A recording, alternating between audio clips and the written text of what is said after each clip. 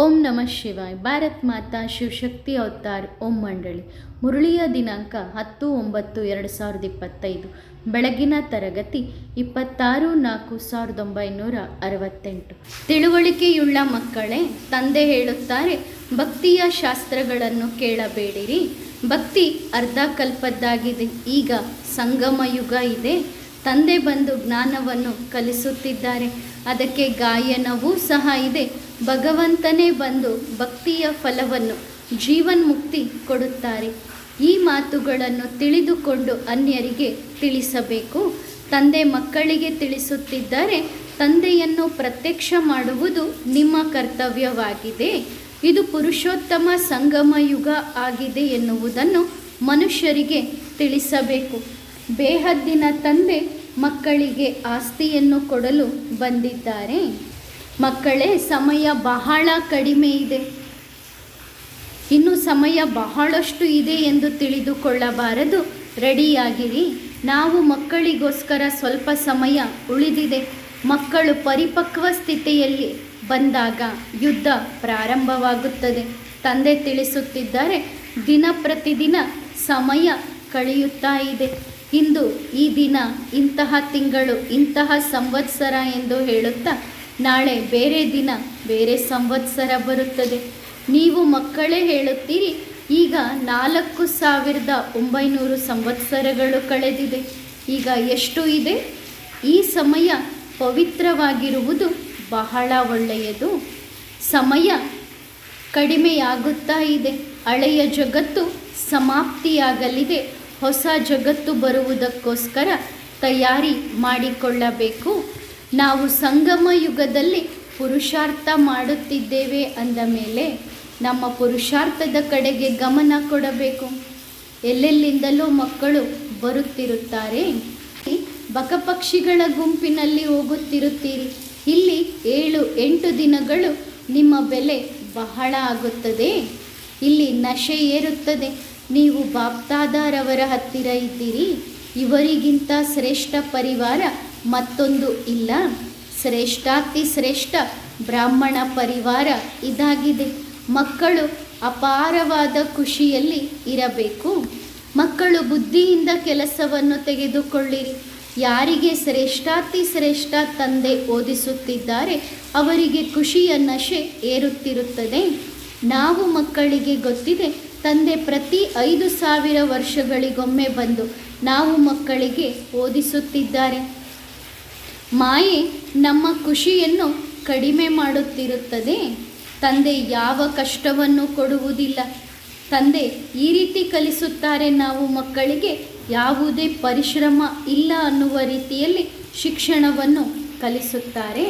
ತಂದೆಯ ನೆನಪಿನಲ್ಲಿ ಇದ್ದಾಗ ಆತ್ಮನಿಗೆ ಶಕ್ತಿ ಸಿಗುತ್ತದೆ. ದೇವತೆಗಳು ಸಹ ಬ್ರಾಹ್ಮಣರ ಬ್ರಹ್ಮಭೋಜನವನ್ನು ನೆನಪು ಮಾಡಿಕೊಳ್ಳುತ್ತಾರೆ.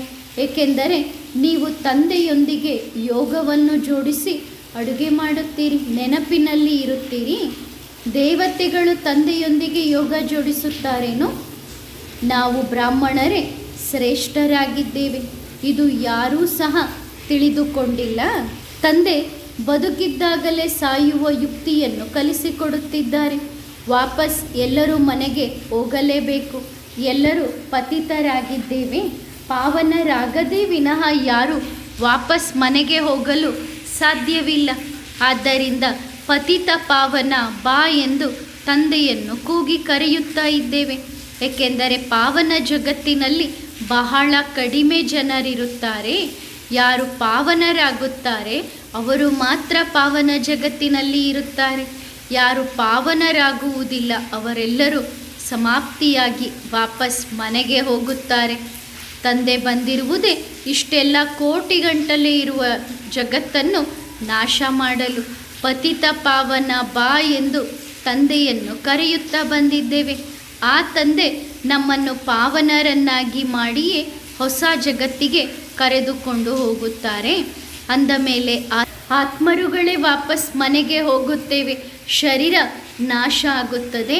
ಸತ್ಯಯುಗದಲ್ಲಿ ಬಹಳ ಕಡಿಮೆ ಜನಸಂಖ್ಯೆ ಇರುತ್ತದೆ. ಇಷ್ಟೆಲ್ಲ ಕೋಟಿಗಂಟಲೆ ಮನುಷ್ಯರ ವಿನಾಶ ಆಗುತ್ತದೆ. ಶಂಕರನ ಮೂಲಕ ವಿನಾಶ ಆಗುವುದಿಲ್ಲ. ಬಾಂಬ್ಸ್ಗಳು ಹಾಗೂ ಪ್ರಾಕೃತಿಕ ವಿಕೋಪಗಳಿಂದ ವಿನಾಶ ಆಗುತ್ತದೆ.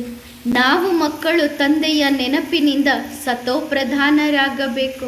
ಎಷ್ಟು ಪಾವನರಾಗುತ್ತೇವೆ ಅಷ್ಟು ಶ್ರೇಷ್ಠ ಪದವಿಯನ್ನು ಪಡೆದುಕೊಳ್ಳುತ್ತೇವೆ. ಮ್ಯೂಸಿಯಂ ಅಥವಾ ಚಿತ್ರ ಪ್ರದರ್ಶನಗಳಲ್ಲಿ ಜ್ಞಾನವನ್ನು ತಿಳಿಸಿಕೊಡಬೇಕು, ಏಕೆಂದರೆ ಅಲ್ಲಿ ಎಲ್ಲರೂ ತಿಳುವಳಿಕೆಹೀನರೇ ಬರುತ್ತಾರೆ. ಇದು ಸಹ ನಾವು ಮಕ್ಕಳಿಗೆ ಗೊತ್ತಿದೆ. ಇದು ಪುರುಷೋತ್ತಮ ಸಂಗಮ ಯುಗ ಆಗಿದೆ. ಬುದ್ಧಿವಂತರು, ತಿಳುವಳಿಕೆಯುಳ್ಳವರು ಕೇವಲ ನೀವು ಮಕ್ಕಳಾಗಿದ್ದೀರಿ. ನೀವು ಮಕ್ಕಳು ಅನ್ಯರಿಗೆ ಜ್ಞಾನವನ್ನು ತಿಳಿಸಬೇಕು. ಇದು ಪುರುಷೋತ್ತಮ ಸಂಗಮ ಯುಗ ಆಗಿದೆ. ಎಲ್ಲಕ್ಕಿಂತ ಜಾಸ್ತಿ ಸೇವಾ ಸ್ಥಾನ ಮ್ಯೂಸಿಯಂ ಆಗಿದೆ. ಅಲ್ಲಿ ಬಹಳಷ್ಟು ಜನ ಬರುತ್ತಾರೆ. ಒಳ್ಳೆ ಸೇವಾದಾರಿ ಮಕ್ಕಳು ಸಹ ಬಹಳ ಕಡಿಮೆ ಇದ್ದಾರೆ. ಸೇವೆಯ ಸ್ಟೇಷನ್ ಎಲ್ಲ ಸೆಂಟರ್ಸ್ಗಳು ಆಗಿದೆ. ಆದರೆ ದೆಹಲಿಯಲ್ಲಿ ಆಧ್ಯಾತ್ಮಿಕ ಮ್ಯೂಸಿಯಂ ಇದೆ. ನಿಮಗೆ ಅನ್ಯರು ಕೇಳುತ್ತಾರೆ, ನೀವು ಭಾರತದ ಸೇವೆಯನ್ನು ಏನು ಮಾಡುತ್ತಿದ್ದೀರಿ ಎಂದು ಪ್ರಶ್ನೆ ಮಾಡುತ್ತಾರೆ. ಆದರೆ ಅವರಿಗೇನು ಗೊತ್ತು? ಅವರು ಕಾಡು ಮನುಷ್ಯರ ರೀತಿ ಇದ್ದಾರೆ. ಭಗವಾನುವಾಚ ಆಗಿದೆಯಲ್ಲ, ಇಡೀ ಜಗತ್ತೇ ಕಾಡಾಗಿದೆ. ನೀವು ಸಂಗಮ ಯುಗದಲ್ಲಿದ್ದೀರಿ. ನೀವು ಕಾಡಿನಲ್ಲೂ ಇಲ್ಲ, ತೋಟದಲ್ಲೂ ಇಲ್ಲ. ಈಗ ತೋಟಕ್ಕೆ ಹೋಗುವಂಥ ಪುರುಷಾರ್ಥವನ್ನು ಮಾಡುತ್ತಿದ್ದೀರಿ. ನೀವೀಗ ರಾವಣನ ರಾಜ್ಯವನ್ನು ರಾಮರಾಜ್ಯವನ್ನಾಗಿ ಮಾಡುತ್ತಿದ್ದೀರಿ. ನಿಮಗೆ ಕೆಲವರು ಪ್ರಶ್ನೆ ಮಾಡುತ್ತಾರೆ, ಇಷ್ಟೊಂದು ಖರ್ಚು ಮಾಡುತ್ತೀರಿ, ಈ ಖರ್ಚಿಗಾಗಿ ಹಣ ಎಲ್ಲಿಂದ ಬರುತ್ತದೆ? ಅವರಿಗೆ ಹೇಳಿರಿ, ಈ ಖರ್ಚನ್ನೆಲ್ಲ ನಾವು ಮಕ್ಕಳೇ ನೋಡಿಕೊಳ್ಳುತ್ತೇವೆ. ರಾಮರಾಜ್ಯದ ಸ್ಥಾಪನೆಯಾಗುತ್ತಿದೆ. ನಾವೇನು ಮಾಡುತ್ತಿದ್ದೇವೆ ಎನ್ನುವುದು ನಿಮಗೆ ಗೊತ್ತಿಲ್ಲ. ಬಂದು ನೀವು ತಿಳಿದುಕೊಂಡಾಗ ನಾವೇನು ಮಾಡುತ್ತಿದ್ದೇವೆ ಎನ್ನುವುದು ಗೊತ್ತಾಗುತ್ತದೆ ಎಂದು ತಿಳಿಸಿರಿ. ಗುರಿ ಉದ್ದೇಶ ಅಂದರೆ ಏನು? ನಿರ್ವಿಕಾರಿಯನ್ನು ಒಪ್ಪುವುದಿಲ್ಲ. ಆದ್ದರಿಂದ ನಿರ್ವಿಕಾರಿ ಇರುವವರನ್ನು, ಅಂದರೆ ಯಾರು ನಿರ್ವಿಕಾರಿತನದಲ್ಲಿ ವಿಕಾರವನ್ನು ಬಿಟ್ಟಿರುವವರಿದ್ದರೂ ಅವರನ್ನು ಓಡಿಸಿದ್ದಾರೆ. ಅದಕ್ಕೇನೆ ನೀವು ತಮೋಪ್ರಧಾನ ಕೊಳಕಾಗಿದ್ದೀರಿ. ಡ್ರಾಮಾ ಅನುಸಾರವಾಗಿ ಅವರದ್ದು ಯಾವ ತಪ್ಪಿಲ್ಲ. ನಾಟಕದಲ್ಲಿ ಏನೆಲ್ಲ ಆಗುತ್ತಿದೆ ಆ ಪಾತ್ರವನ್ನು ನಾವು ಅಭಿನಯಿಸುತ್ತಿದ್ದೇವೆ. ಕಲ್ಪಕಲ್ಪಕ್ಕೂ ಈ ಪಾತ್ರ ನಡೆಯುತ್ತಿತ್ತು. ತಂದೆಯ ಮೂಲಕ ಸ್ವರ್ಗದ ಸ್ಥಾಪನೆಯಾಗಿತ್ತು. ಖರ್ಚನ್ನು ಸಹ ನೀವು ಮಕ್ಕಳೇ ನೋಡಿಕೊಳ್ಳುತ್ತೀರಿ. ನಿಮಗೋಸ್ಕರ ನೀವು ರಾಜಧಾನಿಯನ್ನು ಸ್ಥಾಪನೆ ಮಾಡುತ್ತಿದ್ದೀರಿ. ಇದು ಬೇರೆ ಯಾರಿಗೂ ಗೊತ್ತಿಲ್ಲ. ನಿಮ್ಮ ಹೆಸರು ಅಹಿಂಸಾ ಸೈನಿಕರು ಎಂದು ಪ್ರಸಿದ್ಧಿ ಇದೆ ಅಲ್ವಾ? ಅಹಿಂಸಾ ಸೈನಿಕರು ಯಾವಾಗಲೂ ಇರುವುದಿಲ್ಲ. ಅಹಿಂಸಾ ಸೈನಿಕರು ಬಹಳ ಜನ ಇರಲು ಸಾಧ್ಯವಿಲ್ಲ. ಸೈನಿಕರ ಸಂಪೂರ್ಣ ರಿಜಿಸ್ಟರ್ ಇರುತ್ತದೆ ತಾನೆ. ಆ ಸೈನಿಕರಲ್ಲಿ ಅವರ ಹೆಸರು, ಅವರ ನಂಬರ್ ರಿಜಿಸ್ಟರ್ನಲ್ಲಿ ಇಲ್ಲ ಎನ್ನುವ ರೀತಿಯಲ್ಲಿ ಯಾವ ಸೈನಿಕರು ಇರುವುದಿಲ್ಲ. ಅದೇ ರೀತಿ ನೀವು ಅಹಿಂಸಾ ಸೈನಿಕರಾಗಿದ್ದೀರಿ. ನಿಮ್ಮದು ಯಾವುದೇ ರಿಜಿಸ್ಟರ್ ನಂಬರ್ ಇಲ್ಲ.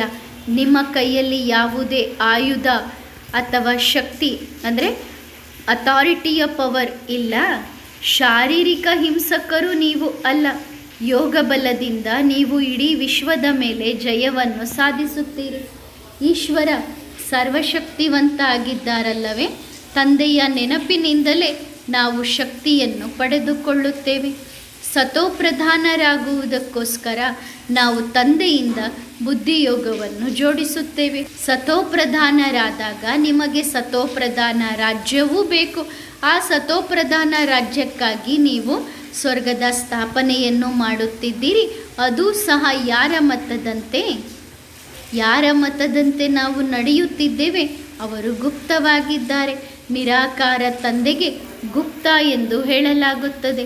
ಎಲ್ಲಿ ತನಕ ಆ ತಂದೆ ಬ್ರಹ್ಮನ ತನುವಿನಲ್ಲಿ ಪ್ರವೇಶ ಮಾಡುವುದಿಲ್ಲ, ಅಲ್ಲಿ ತನಕ ಗುಪ್ತ.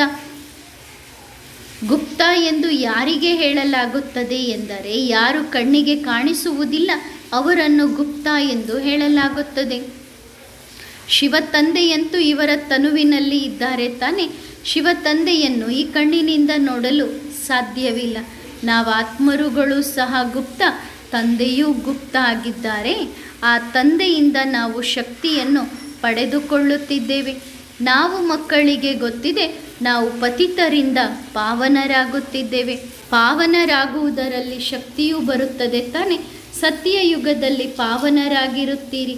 ಅವರ 84 ಜನ್ಮಗಳ ಕಥೆಯನ್ನು ತಂದೆ ನಾವು ಮಕ್ಕಳಿಗೆ ತಿಳಿಸುತ್ತಿದ್ದಾರೆ. ತಂದೆಯಿಂದ ಶಕ್ತಿಯನ್ನು ಪಡೆದುಕೊಳ್ಳುತ್ತೇವೆ. ಪವಿತ್ರರಾಗಿ ಮತ್ತೆ ಪವಿತ್ರ ಜಗತ್ತಿನ ರಾಜ್ಯ ಭಾಗ್ಯವನ್ನು ಪಡೆದುಕೊಳ್ಳುತ್ತೇವೆ. ಬಾಹುಬಲದಿಂದ ಯಾರು ಎಂದೂ ವಿಶ್ವದ ಮೇಲೆ ಜಯ ಪಡೆದುಕೊಳ್ಳಲು ಸಾಧ್ಯವಿಲ್ಲ. ವಿಶ್ವದ ಮೇಲೆ ಜಯ ಸಾಧಿಸುವುದು ಇದು ಯೋಗ ಬಲದ ಮಾತಾಗಿದೆ. ಅದು ಯುದ್ಧ. ರಾಜ್ಯ ನಿಮ್ಮ ಕೈಯಲ್ಲಿ ಬರುತ್ತದೆ. ನಿಮ್ಮದೆಲ್ಲವೂ ಯೋಗ ಬಲದ ಮಾತಾಗಿದೆ. ಸರ್ವಶಕ್ತಿವಂತ ತಂದೆಯಿಂದ ಶಕ್ತಿ ಸಿಗುತ್ತದೆ. ನೀವು ಇಲ್ಲೇ ಕುಳಿತು ತಂದೆ ಮತ್ತು ರಚನೆಯ ಆದಿ ಮಧ್ಯ ಅಂತ್ಯದ ಬಗ್ಗೆ ತಿಳಿದುಕೊಳ್ಳುತ್ತಿದ್ದೀರಿ. ನೀವು ಮಕ್ಕಳಿಗೆ ಗೊತ್ತಿದೆ, ನಾವು ಸ್ವದರ್ಶನ ಚಕ್ರಧಾರಿಗಳಾಗುತ್ತಿದ್ದೇವೆ. ಕೆಲವರಿಗೆ ನೆನಪಿರುತ್ತದೆ, ಕೆಲವರಿಗೆ ನೆನಪಿರುವುದಿಲ್ಲ. ಎಲ್ಲರಿಗೂ ನೆನಪಿರುವುದಿಲ್ಲ. ಆದರೆ ಸೃಷ್ಟಿಯ ಆದಿ ಮಧ್ಯ ಅಂತ್ಯದ ರಚಯಿತ ಹಾಗೂ ರಚನೆಯ ಬಗ್ಗೆ ನೀವು ಮಕ್ಕಳಿಗೆ ಗೊತ್ತಿದೆ. ನಿಮಗೆ ನೆನಪಿರಬೇಕು. ನಾವು ಮಕ್ಕಳೇ ಜ್ಞಾನವನ್ನು ಪಡೆದುಕೊಂಡಿದ್ದೇವೆ. ನಾವು ಮಕ್ಕಳಿಗೇನೆ ಜ್ಞಾನ ಸಿಗುತ್ತಿದೆ. ಹೊರಗಿನವರು ಯಾರೂ ಸಹ ಈ ಜ್ಞಾನವನ್ನು ತಿಳಿದುಕೊಂಡಿಲ್ಲ. ಆದ್ದರಿಂದ ಅವರು ತಂದೆಯನ್ನು ಕರೆಯುತ್ತಿದ್ದೆವು ಎನ್ನುವುದನ್ನು ತಿಳಿದುಕೊಳ್ಳುವುದಿಲ್ಲ. ಪತಿತ ಪಾವನ ತಂದೆಯನ್ನು ಎಲ್ಲರೂ ಕೂಗಿ ಕರೆಯುತ್ತಿದ್ದಾರೆ. ಆದರೆ ನಾವು ಪತಿತ ಆಗಿದ್ದೇವೆ ಎಂದು ತಿಳಿದುಕೊಳ್ಳುವುದಿಲ್ಲ. ಗಿಳಿಯ ರೀತಿ ಹೇಳುತ್ತಾ ಇರುತ್ತಾರೆ. ಗಿಳಿ ಪಾಠ ಮಾಡಿದ ರೀತಿಯಲ್ಲಿ ಹೇಳುತ್ತಾರೆ. ಇದೂ ಸಹ ಅವರಿಗೆ ಗೊತ್ತಿಲ್ಲ. ಪಾವನ ಜಗತ್ತು ಹಾಗೂ ಪತಿತ ಜಗತ್ತು ಇದೆ ಎನ್ನುವುದು ಗೊತ್ತಿಲ್ಲ. ಕೇವಲ ಗಾಯನ ಮಾಡುತ್ತಾರೆ, ಪತಿತ ಪಾವನ ಸೀತಾರಾಮ. ಎಲ್ಲರೂ ವಧುಗಳಾದರೆ ತಂದೆ ವರ ಆಗಿದ್ದಾರೆ. ಆ ತಂದೆ ಬಂದಿರುವುದೇ ಸರ್ವರ ಸದ್ಗತಿಯನ್ನು ಮಾಡುವುದಕ್ಕಾಗಿ. ತಂದೆ ನಾವು ಮಕ್ಕಳ ಶೃಂಗಾರವನ್ನು ಮಾಡಿಸುತ್ತಾರೆ. ನಮಗೆ ಡಬಲ್ ಇಂಜಿನ್ ಸಿಕ್ಕಿದೆ ತಾನೆ. ಎತ್ತರದ ಬೆಟ್ಟದ ಸ್ಥಾನಕ್ಕೆ ಏರಬೇಕಾದರೆ ಗಾಡಿಗೆ 2 ಇಂಜಿನ್ಗಳನ್ನು ಜೋಡಿಸುತ್ತಾರೆ ತಾನೆ. ಅದೇ ರೀತಿ ನಮಗೆ ಇಲ್ಲಿ 2 ಇಂಜಿನ್ ಸಿಕ್ಕಿದೆ. ರೋಲ್ಸ್ ರಾಯಲ್ಸ್ ಎನ್ನುವಂತಹ 2 ಇಂಜಿನ್ಗಳು. ಒಂದು ತಂದೆ, ಇನ್ನೊಬ್ಬರು ಬ್ರಹ್ಮ ತಂದೆ. ಇಬ್ಬರು ಬಹಳ ಚೆನ್ನಾಗಿದ್ದಾರೆ. ತಂದೆ ಹೇಳುತ್ತಾರೆ, ಹೇ ಪತಿತ ಪಾವನ, ನೀನು ಬಾ ಎಂದು ನನ್ನನ್ನು ಕರೆದಿದ್ದೀರಿ. ಅದಕ್ಕೆ ನಾನು ನಿಮ್ಮೆಲ್ಲರನ್ನು ಕರೆದುಕೊಂಡು ಹೋಗಲು ಬಂದಿದ್ದೇನೆ. ಪತಿತರನ್ನು ಪಾವನರನ್ನಾಗಿ ಮಾಡಿ ವಾಪಸ್ ಮನೆಗೆ ಕರೆದುಕೊಂಡು ಹೋಗುತ್ತೇನೆ. ನೀವು ತಂದೆಯ ನೆನಪಿನಲ್ಲಿ ಕುಳಿತಿದ್ದೀರಿ. ಯಾವುದೇ ತಾಳ ಮೇಳ ಗಾನ ಭಜನ ಯಾವುದೂ ಬಾರಿಸುತ್ತಿಲ್ಲ. ಇಲ್ಲಿ ಕಷ್ಟದ ಯಾವ ಮಾತೂ ಇಲ್ಲ. ತಂದೆಯನ್ನು ನೆನಪು ಮಾಡುತ್ತಾ ಇರಿ. ದಾರಿಯಲ್ಲಿ ಯಾರೇ ಸಿಕ್ಕರೂ ಅವರಿಗೆ ತಂದೆಯ ಜ್ಞಾನವನ್ನು ತಿಳಿಸಬೇಕು. ತಂದೆ ಹೇಳುತ್ತಾರೆ, ನನ್ನ ಭಕ್ತರು ಯಾರಿದ್ದಾರೆ? ಲಕ್ಷ್ಮೀನಾರಾಯಣರ ಭಕ್ತರು ಯಾರಿದ್ದಾರೆ? ಕೃಷ್ಣನ ಭಕ್ತರು ಯಾರಿದ್ದಾರೆ? ರಾಮನ ಭಕ್ತರು ಯಾರೇ ಇದ್ದಾರೆ? ಅವರಿಗೆ ಈ ದಾನವನ್ನು ಕೊಡಬೇಕು. ವ್ಯರ್ಥವಾಗಿ ಯಾವುದನ್ನು ಹಾಳು ಮಾಡಬಾರದು. ಪಾತ್ರರನ್ನು ನೋಡಿ ದಾನ ಮಾಡಬೇಕಾಗುತ್ತದೆ ಎಲ್ಲವೇ. ಪತಿತ ಮನುಷ್ಯರು ಪತಿತರಿಗೆ ದಾನ ಕೊಡುತ್ತಾರೆ. ಪತಿತರಿಗೆ ದಾನ ಕೊಡುವುದರಿಂದ ಇನ್ನೂ ಪತಿತರೇ ಆಗುತ್ತಾರೆ. ಇನ್ನೂ ತಮ್ಮ ಹೆಜ್ಜೆ ಕೆಳಗೆ ಇಳಿಯುತ್ತದೆ ಹೊರತು ಮೇಲೆ ಹೋಗುವುದಿಲ್ಲ. ಈಗ ನಾವು ಮಕ್ಕಳಿಗೆ ಗೊತ್ತಿದೆ, ಡ್ರಾಮಾ ಪ್ಲಾನ್ ಅನುಸಾರವಾಗಿ ತಂದೆ ಸ್ವಯಂ ಬಂದು ನಾವು ಮಕ್ಕಳಿಗೆ ಜ್ಞಾನವನ್ನು ತಿಳಿಸುತ್ತಿದ್ದಾರೆ. ರಾಮ ಹಾಗೂ ರಾವಣನ ಬಗ್ಗೆ ತಂದೆ ತಿಳಿಸುತ್ತಿದ್ದಾರೆ. ರಾವಣ ನಮ್ಮನ್ನು ಕೆಳಗೆ ಬೀಳಿಸಿದರೆ, ನಮ್ಮನ್ನು ಮುಳುಗಿಸಿದರೆ, ತಂದೆ ನಮ್ಮನ್ನು ಮೇಲಕ್ಕೆ ಏರಿಸುತ್ತಾರೆ. ರಾವಣ ನಮ್ಮನ್ನು ವಿಕಾರಕ್ಕೆ ತಳ್ಳಿದರೆ, ರಾಮ ನಮ್ಮನ್ನು ಮೇಲಕ್ಕೆ ಕರೆದುಕೊಂಡು ಹೋಗುತ್ತಾರೆ. ರಾವಣ ಎಲ್ಲರನ್ನೂ ಮುಳುಗಿಸುತ್ತಾನೆ. ತಂದೆ ಸರ್ವಶಕ್ತಿವಂತ ಆಗಿದ್ದಾರೆ. ಆ ತಂದೆಯಿಂದ ಶಕ್ತಿಯನ್ನು ಪಡೆದುಕೊಂಡು ನಾವೆಲ್ಲರೂ ಅತಿ ಉತ್ತಮರಾಗುತ್ತಿದ್ದೇವೆ. ರಾವಣ ಯಾವಾಗ ಬರುತ್ತಾನೆ? ಅವನು ಬರುವುದು ಸಹ ಸಂಗಮ ಯುಗದಲ್ಲಿ, ಅಂದರೆ ತ್ರೇತಾಯುಗ ಹಾಗೂ ದ್ವಾಪರ ಯುಗದ ಮಧ್ಯದ ಸಮಯದಲ್ಲಿ ರಾವಣ ಬರುತ್ತಾನೆ. ಅದು ಹಗಲು ರಾತ್ರಿಯ ಮಧ್ಯದಲ್ಲಿ ರಾವಣ ಬರುತ್ತಾನೆ. ಬ್ರಹ್ಮನ ಹಗಲು ರಾತ್ರಿ ಈ ಶಬ್ದ ಶಾಸ್ತ್ರಗಳಲ್ಲಿ ಇದೆ. ಜ್ಞಾನ ಬ್ರಹ್ಮನ ಹಗಲು ಎಂದು ತಿಳಿಸಿದರೆ ಭಕ್ತಿ ಬ್ರಹ್ಮನ ರಾತ್ರಿ ಎಂದು ತಿಳಿಸುತ್ತಾರೆ. ಜ್ಞಾನ ಎಷ್ಟು ಸಮಯ ಇದೆ, ಭಕ್ತಿ ಎಷ್ಟು ಸಮಯ ನಡೆಯುತ್ತದೆ, ಇದು ಸಹ ಯಾರು ತಿಳಿದುಕೊಂಡಿಲ್ಲ. ಈ ಎಲ್ಲ ಮಾತುಗಳನ್ನು ತಿಳಿದುಕೊಂಡು ಅನ್ಯರಿಗೆ ತಿಳಿಸಬೇಕು. ಮುಖ್ಯ ಮಾತು ಬೇಹದ್ದಿನ ತಂದೆಯನ್ನು ನೆನಪು ಮಾಡುವುದಾಗಿದೆ. ಬೇಹದ್ದಿನ ತಂದೆ ಬಂದಿರುವುದೇ ಹಳೆಯ ಜಗತ್ತನ್ನು ವಿನಾಶ ಮಾಡುವುದಕ್ಕಾಗಿ. ಮಹಾಭಾರತದ ಯುದ್ಧವು ಯಾವಾಗ ಆಗಿತ್ತು? ಯಾವಾಗ ನಾನು ರಾಜಯೋಗವನ್ನು ಕಲಿಸಿ ಹೋಗಿದ್ದೆ. ನೀವು ಮಕ್ಕಳಿಗೆ ಗೊತ್ತಿದೆ, ಹೊಸ ಜಗತ್ತಿನ ಆದಿ, ಹಳೆಯ ಜಗತ್ತಿನ ಅಂತ್ಯದ ಸಮಯ ಇದಾಗಿದೆ. ಜಗತ್ತು ಘೋರವಾದ ಕತ್ತಲಲ್ಲಿ ಇದೆ. ನಾವೀಗ ಜಾಗೃತರಾಗಬೇಕು. ಅರ್ಧ ಕಲ್ಪದಿಂದ ಮಲಗಿದ್ದೇವೆ. ತಂದೆ ತಿಳಿಸುತ್ತಿದ್ದಾರೆ, ತಮ್ಮನ್ನು ಆತ್ಮ ಎಂದು ತಿಳಿದು ಸಹೋದರ ಎನ್ನುವ ದೃಷ್ಟಿಯಿಂದ ನೋಡಿರಿ. ನಾನು ನನ್ನ ಸಹೋದರನಿಗೆ ಜ್ಞಾನ ಕೊಡುತ್ತಿದ್ದೇನೆ. ಆಗ ನಿಮ್ಮ ಮಾತಿನಲ್ಲಿ ಶಕ್ತಿ ತುಂಬುತ್ತದೆ. ಆತ್ಮವೇ ಪಾವನ ಹಾಗೂ ಆತ್ಮನೇ ಪತಿತ ಆಗುತ್ತದೆ. ಆತ್ಮ ಪಾವನವಾದಾಗ ಆತ್ಮಕ್ಕೆ ಸಿಗುವ ಶರೀರವೂ ಸಹ ಪಾವನವಾಗಿದ್ದು ಸಿಗುತ್ತದೆ. ಈಗ ಪಾವನ ಶರೀರ ಸಿಗಲು ಸಾಧ್ಯವಿಲ್ಲ. ಪವಿತ್ರರು ಎಲ್ಲರೂ ಆಗಬೇಕಾಗಿದೆ. ಕೆಲವರು ಯೋಗ ಬಲದಿಂದ ಪವಿತ್ರರಾದರೆ ಇನ್ನು ಕೆಲವರು ಶಿಕ್ಷೆಯನ್ನು ತಿಂದು ಪವಿತ್ರರಾಗುತ್ತಾರೆ. ನೆನಪಿನ ಯಾತ್ರೆಯಲ್ಲಿಯೇ ಪರಿಶ್ರಮವಿದೆ. ತಂದೆ ಬಾರಿಗೂ ತಿಳಿಸುತ್ತಿದ್ದಾರೆ. ಮಕ್ಕಳಿಗೂ ಸಹ ಅಭ್ಯಾಸವನ್ನು ಮಾಡಿಸುತ್ತಿದ್ದಾರೆ. ನೀವು ಎಲ್ಲಿಯಾದರೂ ಹೋಗಿರಿ, ತಂದೆಯ ನೆನಪಿನಲ್ಲಿ ಹೋಗಿರಿ ಎಂದು ತಂದೆ ಕಲಿಸುತ್ತಾರೆ. ಹೇಗೆ ಫಾದರ್ಸ್ಗಳು ಶಾಂತಿಯಿಂದ ಕ್ರಿಸ್ತನ ನೆನಪಿನಲ್ಲಿ ಹೋಗುತ್ತಾರೆ, ಆ ಕ್ರಿಸ್ತನನ್ನು ಅವರು ಫಾದರ್ಸ್ಗಳು ನೆನಪು ಮಾಡುತ್ತಿರುತ್ತಾರೆ. ಪೋಪ್ ಬಲೆ ಎಷ್ಟೇ ದೊಡ್ಡವರಾಗಿದ್ದರೂ ಸಹ ಕ್ರಿಸ್ತನ ನೆನಪನ್ನು ಮಾಡುತ್ತಿರುತ್ತಾರೆ. ಇಲ್ಲಿ ಭಾರತವಾಸಿಗಳು ಅನೇಕರನ್ನು ನೆನಪು ಮಾಡುತ್ತಾರೆ. ತಂದೆ ಹೇಳುತ್ತಾರೆ, ಒಬ್ಬ ತಂದೆಯ ವಿನಃ ಬೇರೆ ಯಾರನ್ನೂ ನೆನಪಿಗೆ ಬರಬಾರದು. ಬೇಹದ್ದಿನ ತಂದೆಯಿಂದ ಮುಕ್ತಿ, ಜೀವನ್ಮುಕ್ತಿಯ ಆಸ್ತಿಗೆ ನಾವು ಹಕ್ಕುದಾರರಾಗುತ್ತಿದ್ದೇವೆ ಅಂದ ಮೇಲೆ ಸೆಕೆಂಡಿನಲ್ಲಿ ಜೀವನ್ಮುಕ್ತಿ ಸಿಗುತ್ತದೆ ತಾನೆ. ಸತ್ಯಯುಗದಲ್ಲಿ ಎಲ್ಲರೂ ಜೀವನ್ಮುಕ್ತರಾಗಿರುತ್ತಾರೆ. ಕಲಿಯುಗದಲ್ಲಿ ಎಲ್ಲರೂ ಜೀವನ ಬಂಧನದಲ್ಲಿ ಇದ್ದಾರೆ. ಇದು ಯಾರಿಗೂ ಸಹ ಗೊತ್ತಿಲ್ಲ, ಶಾಸ್ತ್ರದಲ್ಲಿಯೂ ಇಲ್ಲ. ಆದ್ದರಿಂದ ತಂದೆ ಹೇಳುತ್ತಾರೆ, ಭಕ್ತಿಯ ಶಾಸ್ತ್ರಗಳನ್ನು ಕೇಳಬಾರದು. ಭಕ್ತಿ ಅರ್ಧಕಲ್ಪ ನಡೆದರೆ ಈಗ ಸಂಗಮ ಯುಗ ಆಗಿದೆ. ತಂದೆಯೇ ಬಂದು ನಾವು ಮಕ್ಕಳಿಗೆ ಜ್ಞಾನವನ್ನು ಕಲಿಸುತ್ತಿದ್ದಾರೆ. ಅದಕ್ಕೆ ಗಾಯನವೂ ಇದೆ. ಭಗವಂತನೇ ಬಂದು ಭಕ್ತಿಯ ಫಲವನ್ನು ಜೀವನ್ಮುಕ್ತಿ ಕೊಡುತ್ತಾರೆ. ಈ ಮಾತುಗಳನ್ನು ನೀವು ಮಕ್ಕಳು ತಿಳಿದುಕೊಂಡು ಅನ್ಯರಿಗೆ ತಿಳಿಸಬೇಕು. ತಂದೆ ನಾವು ಮಕ್ಕಳಿಗೆ ತಿಳಿಸುತ್ತಿದ್ದಾರೆ. ಮಕ್ಕಳೇ, ತಂದೆಯನ್ನು ಪ್ರತ್ಯಕ್ಷ ಮಾಡಲು 4 ಕಡೆಗೂ ಸುತ್ತಾಕುತ್ತಾ ತಂದೆಯನ್ನು ಪ್ರತ್ಯಕ್ಷ ಮಾಡಿರಿ. ತಂದೆಯನ್ನು ಪ್ರತ್ಯಕ್ಷ ಮಾಡುವುದು ನಿಮ್ಮ ಕರ್ತವ್ಯವಾಗಿದೆ. ಮನುಷ್ಯ ಮಾತ್ರರಿಗೆ ಇದು ಪುರುಷೋತ್ತಮ ಸಂಗಮ ಯುಗ ಆಗಿದೆ ಎನ್ನುವುದು ಗೊತ್ತಿಲ್ಲ. ಬೇಹದ್ದಿನ ತಂದೆ ಬೇಹದ್ದಿನ ಆಸ್ತಿಯನ್ನು ಕೊಡಲು ಬಂದಿದ್ದಾರೆ. ತಂದೆ ಹೇಳುತ್ತಾರೆ, ನನ್ನೊಬ್ಬನನ್ನೇ ನೆನಪು ಮಾಡಿರಿ, ಆಗ ನಿಮ್ಮ ಎಲ್ಲ ಪಾಪಗಳು ಭಸ್ಮವಾಗುತ್ತದೆ. ಇದು ಸತ್ಯ ಗೀತೆಯಾಗಿದೆ. ಈ ಗೀತೆಯನ್ನು ತಂದೆಯೇ ನಾವು ಮಕ್ಕಳಿಗೆ ತಿಳಿಸುತ್ತಿದ್ದಾರೆ. ಅದು ಭಕ್ತಿ ಮಾರ್ಗದ ಗೀತೆ. ಆ ಗೀತೆಯನ್ನು ಓದಿ ಈ ಸ್ಥಿತಿಗೆ ಬಂದಿದ್ದೇವೆ. ಮನುಷ್ಯರ ಮತದಂತೆ ನಡೆಯುತ್ತಾ ಹೇಗೆ ಕೆಳಗೆ ಬೀಳುತ್ತೇವೆ, ಹಾಗೂ ಭಗವಂತನ ಮತದಂತೆ ನಡೆಯುತ್ತಾ ಹೇಗೆ ಮೇಲೆ ಹೋಗುತ್ತೇವೆ ನೋಡಿರಿ.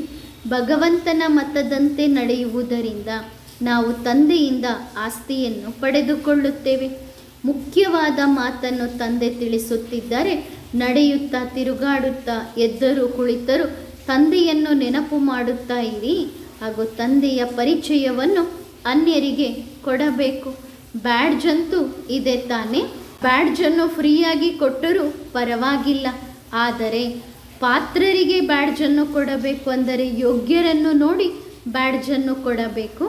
ತಮೋಪ್ರಧಾನರಿಂದ ಸತೋಪ್ರಧಾನರಾಗುವ ಯುಕ್ತಿಯನ್ನು ತಂದೆಯೇ ನಾವು ಮಕ್ಕಳಿಗೆ ತಿಳಿಸುತ್ತಿದ್ದಾರೆ. ತಂದೆ ನಾವು ಮಕ್ಕಳ ಮೇಲೆ ಕಂಪ್ಲೇಂಟನ್ನು ಹೇಳುತ್ತಿದ್ದಾರೆ. ನೀವು ಲೌಕಿಕ ತಂದೆಯನ್ನಾದರೆ ಎಷ್ಟೊಂದು ನೆನಪು ಮಾಡುತ್ತೀರಿ, ಅದೇ ಪಾರಲೌಕಿಕ ತಂದೆಯನ್ನು ಮರೆತು ಬಿಡುತ್ತೀರಿ. ನಿಮಗೆ ನಾಚಿಕೆಯಾಗಬೇಕು ಎಂದು ತಂದೆ ಹೇಳುತ್ತಾರೆ. ನೀವು ಪವಿತ್ರ ಪ್ರವೃತ್ತಿ ಗೃಹಸ್ಥ ವ್ಯವಹಾರದಲ್ಲಿ ಇದ್ದಂಥವರು ಮತ್ತೆ ಈಗ ಪವಿತ್ರರಾಗಬೇಕು. ನೀವೇ ಭಗವಂತನ ವಿದ್ಯಾರ್ಥಿಗಳು ಆಗಿದ್ದೀರಿ. ನಿಮ್ಮನ್ನು ನೀವು ನೋಡಿಕೊಳ್ಳಿರಿ. ನನ್ನ ಬುದ್ಧಿ ಎಲ್ಲಿಯೂ ಅಲೆದಾಡುತ್ತಿಲ್ಲ ತಾನೆ. ತಂದೆಯನ್ನು ಎಷ್ಟು ಸಮಯ ನೆನಪು ಮಾಡುತ್ತೇನೆ. ರಾವಣ ನಮ್ಮನ್ನು ಗಟಾರ್ ವೈಶಾಲಯದ ಕಡೆಗೆ ಕರೆದುಕೊಂಡು ಹೋದರೆ ತಂದೆ ಶಿವಾಲಯಕ್ಕೆ ಕರೆದುಕೊಂಡು ಹೋಗುತ್ತಾರೆ.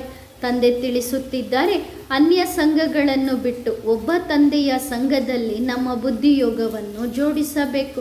ತಪ್ಪುಗಳನ್ನು ಮಾಡಬಾರದು.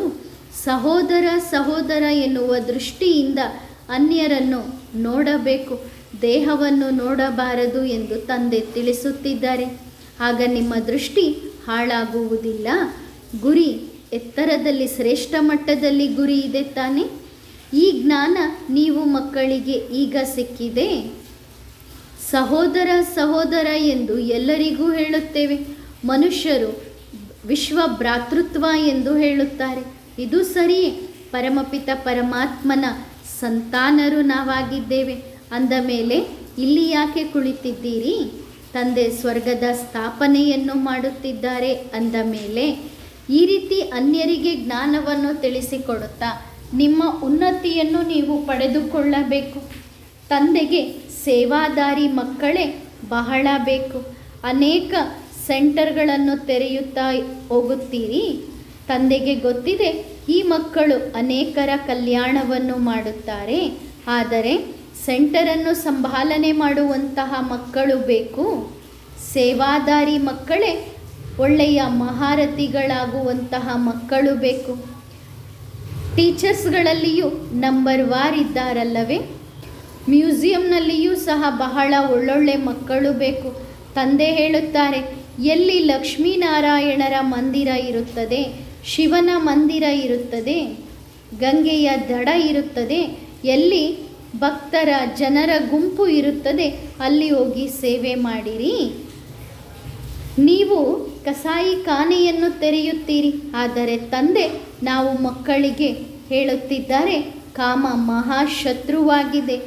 ಮಾಯೆ ಬಹಳಷ್ಟು ಪಾಯಿಂಟ್ಸ್ಗಳಿಂದ ನಾವು ಮಕ್ಕಳನ್ನು ಸೋಲಿಸುತ್ತದೆ.